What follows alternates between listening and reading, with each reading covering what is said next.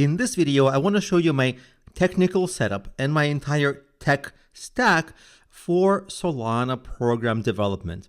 So first, I'm going to show you where the coding actually happens. Then I'm going to show you where the web development happens. And then I'm going to show you my command line environment. And then I'm going to show you the AI tools that I use to help me with all the programming so that I can have zero code or no code, or if you like to use modern and funny lingo, vibe coding.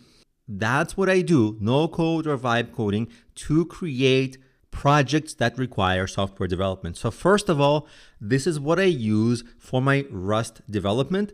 This is my entire project. For example, on my file system, I created a folder SPRK, stands for Spark Staking.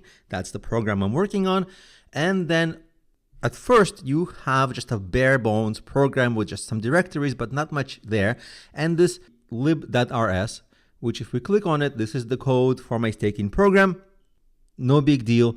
And as you can see, all these cargo.toml or anchor.toml, these are configuration files. All of them come as default, but then you have to augment them. And if you aren't familiar, like I wasn't familiar when I started, and I'm still not familiar with really what to do in them, as you go on, I have AI write this and edit this for me, and then I just test. And similarly with this .js, you see I have all these JavaScript files. All of these make little tests or interact with the blockchain somehow or get me some information. Like for example, I have a script that changes regular staking to compound staking. You see, it's kind of self-explanatory. All of this was written for me by Claude.ai. Here's how I use that. This is my Claude.ai conversation. This is the latest conversation I have with it, but you can easily ask it to write your code. For example, in my command line, I have some results that I might give it, but if I scroll up, you see, I can show it some errors that I encountered. If I scroll up, there's going to be some errors. For example, this error. And all I do is just give it the command. I copy it like from the command that I sent. By the way, the command comes from Claude. So I send it my command, including the result of the command. Here's the command, node, create test user, etc. And I copy that and I might tell it, what does this mean and how do you fix it? And I literally just paste it and it will give me an answer quickly. As I'm talking here, it takes for a few seconds. Sometimes it's a little annoying to wait for it, but it will think for a little bit. And then as you can see really quickly, it starts to explain what I did, what the fix might be. And you just run these commands that you might not know what they mean. Like I'd actually barely know, like this command runs this JavaScript file, but I did not read this JavaScript file. It was written for me by Claude, and all I do is test it that it works well. To test it, obviously, you just see the output of it and what it does and see, oh, does this make sense? Is it good or not? You test it in various edge cases, etc. But you don't write the code. So on day one, you can write JavaScript files, Rust code, and then let's say it created the Rust code for you. So the Rust code is in this file, lib.rs, right? That's your library, that's your code. Whenever there are changes to this code, I rebuild.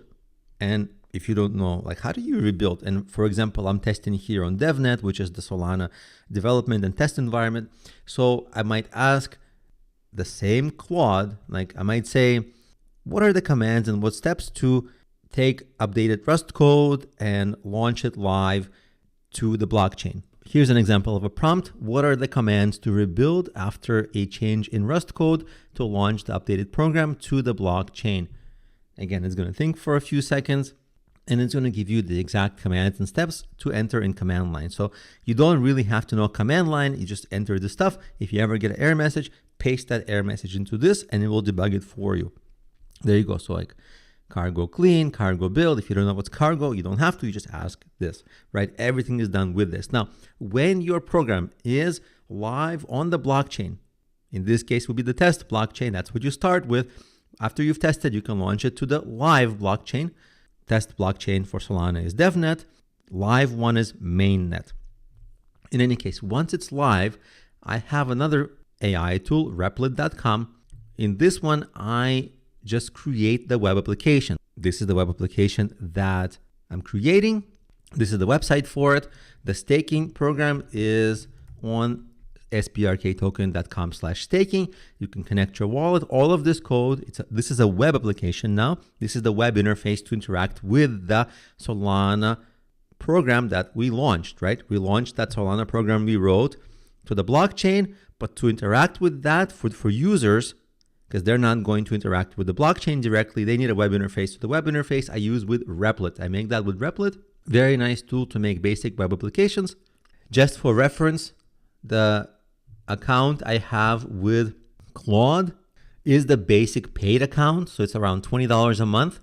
Now the account I have with Replit is the basic paid account, which is $25 a month, but there's a quota. So like if you make it develop more code for you or make it do more tasks than is provided by the basic account, they will overcharge you. So like they will bill you over your monthly rate. So if you program a lot, it might be a few $100s a month or even up to $1,000 if you really program a tremendous amount, which in this kind of development, you shouldn't, because the applications are not complex. It's not a multi-feature rich web application. It's a relatively basic web application, and half of it is written for you in Claude AI anyway. The backend is in Claude AI. You're only working on the web interface, so it's not a hard thing.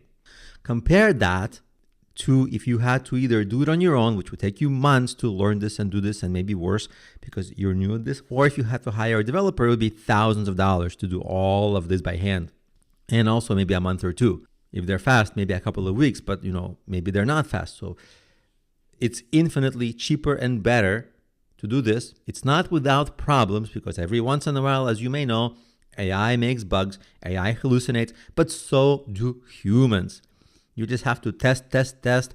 And the benefit of using Claude, and I also use ChatGPT, and I also used Replit for development, is that I can pit these AI tools against each other. So when one of them is misbehaving or is having some kind of a bug or hallucination or just error, I take its output and I explain it to the other AI tools, and the other AI tools provide me with suggestions for how to correct the currently glitching AI tool. And that way I have still some, but minimal time spent debugging or dealing with issues.